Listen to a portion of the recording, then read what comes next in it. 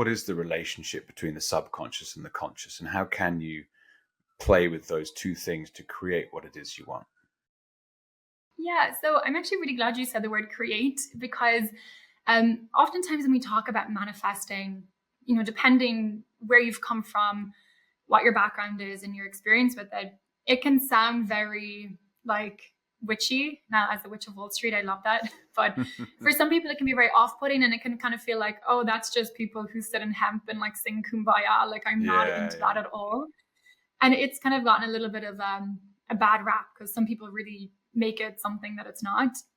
But at the core of it, like, manifestation is creating. And off the back of that, having studied with Bob and so many other different teachers and mentors over the last 15 years, I've developed my own system, which is how to create your rich life. And so CREATE is an acronym that actually takes you through the process of manifestation. Because what I discovered learning from so many different sources is sometimes you can end up this point where you're like, okay, how am I actually even manifesting on a day-to-day basis? Like, am I meant to meditate? Am I meant to visualize? Am I meant to journal? Like, am I scripting? Am I meant to be dancing? Am I tapping? Like, what am I doing?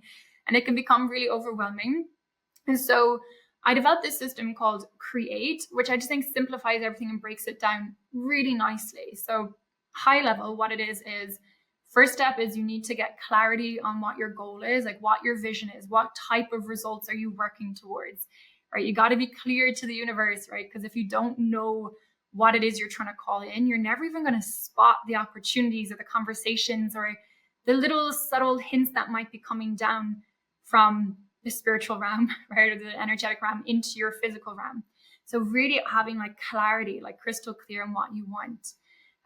The second step is recognizing resistance, because there's a reason that hasn't come into your life yet.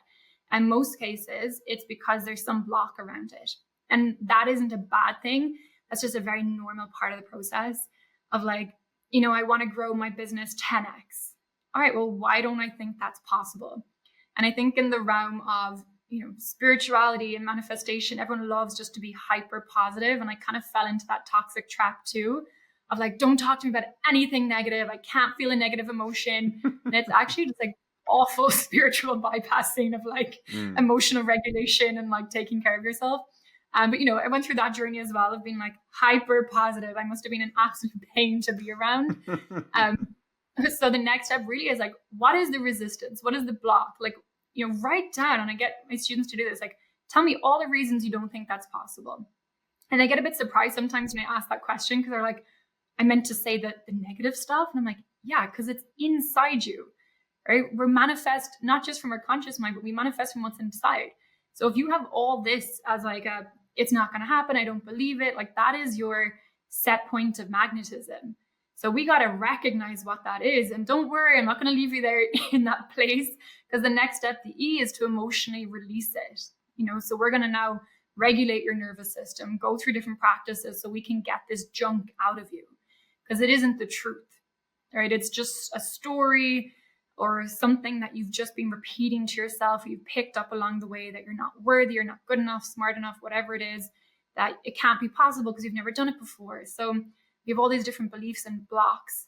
And so, there's different practices that I love to use to help release them. EFT tapping is one. Breath work is another. You can also just do mindset work, like journaling it out. Another one is like acting like the most incredible defense lawyer and, arguing for the opposite. Like if you say, I don't believe I can do this because I've never done it before. Well, then act as a defense lawyer and tell me all the reasons why that is absolute BS. And that's not true. And so once we've released, the next two steps actually work beautifully together, which is to affirm and transform. So this is all about affirming this new reality, because if you've had these beliefs, which are like the weeds in your mind, the weeds in your subconscious that have been telling you can't do something, we now need to flip that script and start giving our brain, giving our mind something more nourishing, right? And give it all the reasons that it can happen. So we affirm this new reality. The T is really about turning up transformed. And a really simple way to do this is simply ask, what would the version of me who's already achieved my goal, my vision, what would they do? And that one question is so powerful. It has moved me forward in so many ways, like from moving into different homes to saying yes to opportunities I didn't feel ready for, like taking risks that felt really scary and like way outside my comfort zone. And anytime I'd catch myself being like, and the brain starts bringing up excuses and maybe I'm not ready and maybe another time. And it's just not the right timing. And the brain is so fantastic giving us all the reasons, right? I just go, what would the version of me who's already achieved my goal be doing? Would they be doing that? Okay, then go. Then go. You have to go.